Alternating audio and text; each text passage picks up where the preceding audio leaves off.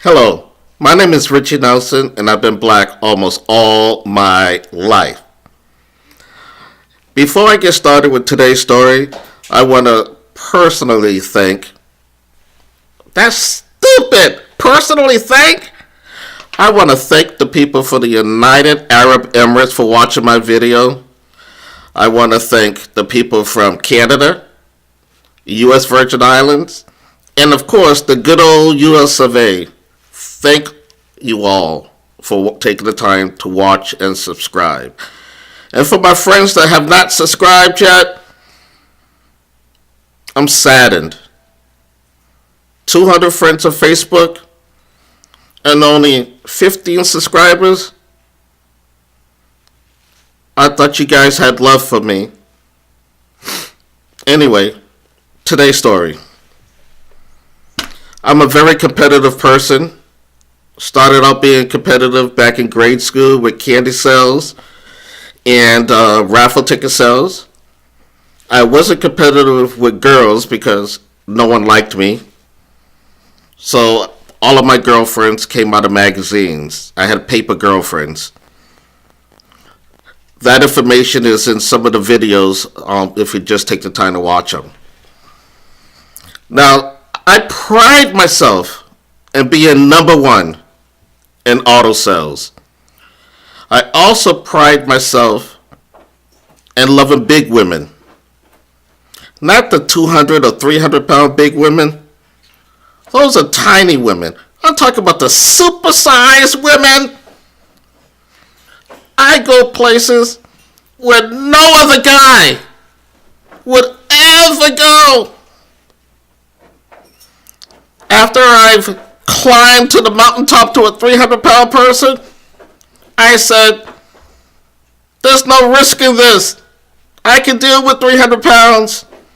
I need to go to a super heavyweight woman. Let me see if I can be number one in this field. One day, I found the super heavyweight woman. Close to 700 pounds, people. That's right. Me, Ritchie Nelson, did something no other human being would ever try. 700 pound woman and me. Yeah! Number one, baby!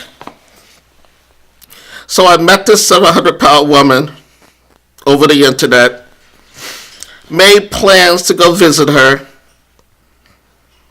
It was a dark, dark day of my life. Very dark. I was depressed, but I said, I can't let another guy beat me to this. I gotta be number one. She was in New Hampshire. It was during the snowstorm. I drove 1.5 miles from Mass to New Hampshire. Ball tire on my car, skidding all over the place, thinking I'm either going to die on the way there or she's going to fall on top of me and kill me that way. I didn't care.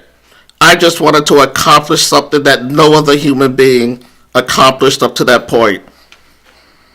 I even contacted Guinness, not the beer, the World Record Company, Guinness World Record. And I told them what I was about to do. They laughed. They said, we don't have a category for that. And plus, how are we going to confirm it? I told them they could confirm it with the woman. But they still laughed at me. On my way there, I called the woman and she said, Ritchie, I'm going to leave the door unlocked. All you have to do is push your way in. I was like, I'm black. I can't just push my way into your place. I'm going to get shot. I get all the way there. I rang the doorbell. No answer. No answer from Becky. I was disappointed. An hour and a half there. No answer. On my way back home, she called. Where are you, Ritchie? I was like, I'm on my way back home. You didn't answer the door.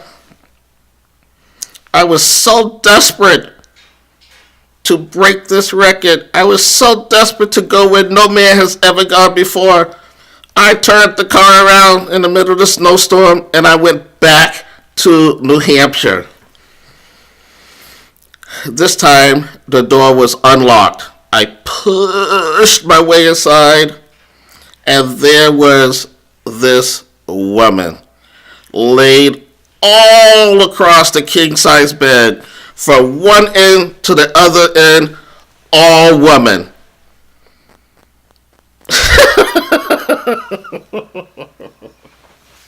Excuse me. I still can't believe I did this shit.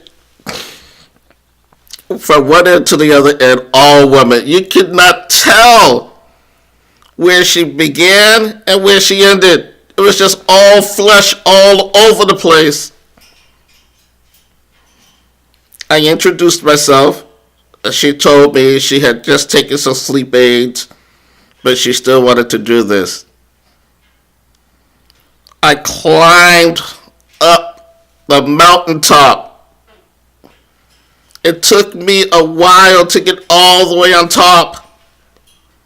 I looked at her and I didn't know how the hell I would begin this. What I did is I took one of her legs, which probably weighed 150 pounds or so. I put one leg on top of my left shoulder. I heard my shoulder crack. I'm not kidding you. It went. I heard my shoulder crack with the weight. Now, I'm not no weightlifter, and this shit took time. I took the second leg, put it over my right shoulder. My right shoulder cracked. I was holding up 2 mountains of flesh like this. I had no hands left available. I said, Becky, can you take one of your hands and lift up your first stomach? Can you take your second hand and lift up your second and third stomachs? I will try to do this. Becky lifted up 3 of her stomachs, but there was still something covering up the honey pot. I said, I'm going to try, Becky. I tried with all my might, pushing, until